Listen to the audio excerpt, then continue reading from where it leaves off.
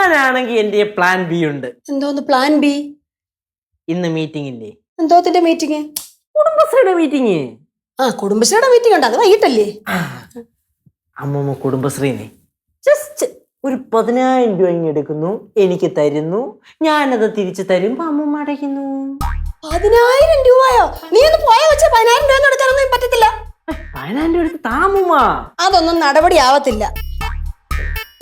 ഓ അങ്ങനെ കേട്ടാ, അതൊന്നും നടപടി ആവത്തില്ലെന്ന് എന്ന് വെച്ചാ അമ്മൂമ്മക്ക് കുടുംബശ്രീയിൽ വലിയ വിലയൊന്നും ഇല്ലെന്ന്. എന്നാര് പറഞ്ഞു? എനിക്കേ ഉള്ളു കുടുംബശ്രീ വില, ഞാൻ കഴിഞ്ഞേ ഉള്ളു അവിടെ എന്തും. ഓ പിന്നെ അത്രയും വിലയുള്ള ആൾക്ക് ഒരു 10,000 രൂപ എടുത്തു തരാനല്ലേ ഇത്ര പാട്? നിനക്ക് എടുത്തു തരാൻ പറ്റത്തില്ലെന്നേ ഞാൻ പറഞ്ഞുള്ളൂ. ഓ എനിക്ക് എടുത്തു തരാൻ പറ്റത്തില്ലെന്ന്? അത് തന്നെ ഞാൻ പറഞ്ഞത്, പ്രസിഡന്റിന്റെ കുടുംബശ്രീയിൽ ഒരു വിലയില്ലെന്ന്. എടാ സവിത അടുത്ത ആഴ്ച കുറച്ച് പൈസ ചോദിച്ചിട്ടുണ്ട്.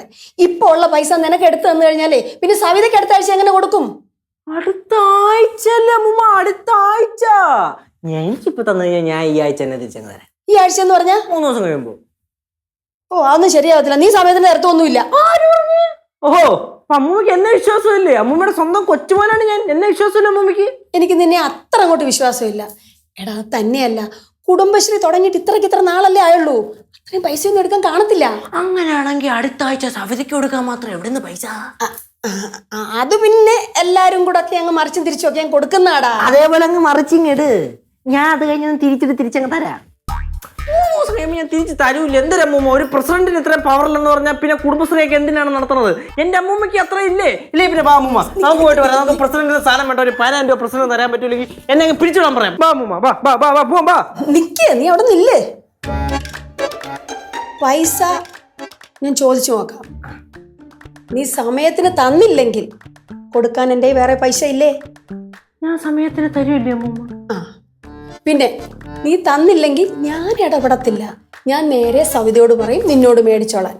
സവിതയുടെ സ്വഭാവം അറിയാമല്ലോ, അതിന്റെ വായി പോയി പഴിക്കാൻ ഒക്കത്തില്ല. ഞാൻ പറഞ്ഞില്ലെന്ന് വേണ്ട, അറിയാലോ നേരത്തെ കാര്യമൊക്കെ. അതൊക്കെ നമുക്കറിയാം. പൈസ 3 ദിവസം കഴിയുമ്പോൾ തിരിച്ചു തന്നാ പോരെ? പ്രശ്നം കഴിഞ്ഞല്ലോ. പ്രശ്നമൊന്നുമില്ല, പക്ഷെ കൊടുത്തോണം. അമ്മൂമ്മ പൈസ തരുമോ? ഞാൻ ചോദിച്ചു നോക്കാം. പക്ഷെ പിന്നൊരു കാര്യം, ഇവിടെ ഒരു കുഞ്ഞുങ്ങൾ പോലും ഈ സംഭവം അറിയരുത്. അത് തന്നെ എനിക്കും പറയാനുള്ളത്. ഒരൊറ്റ മനുഷ്യൻ പോലും അറിഞ്ഞു പോലും. നിന്നോടും കൂടെ പറഞ്ഞത്. ഞാൻ യാർക്കിട്ടേ சொல்ல மாட்டேம்மா. എന്താണ്?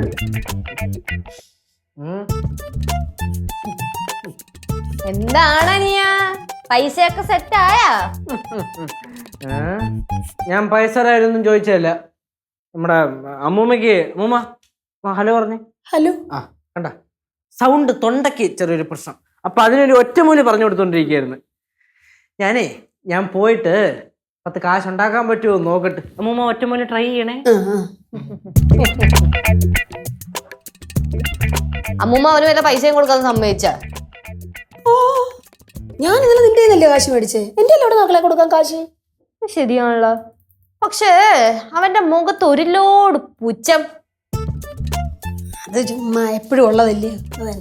അമ്മൂമ്മേ, ഓരോ കഥ പറഞ്ഞ അവൻ പൈസ ചോദിക്കും. ദയവ് ഇത് കൊടുക്കരുത്. എന്തെങ്കിലും ജോലി ചെയ്ത് അവൻ സ്വയം ഉണ്ടാക്കട്ടെ.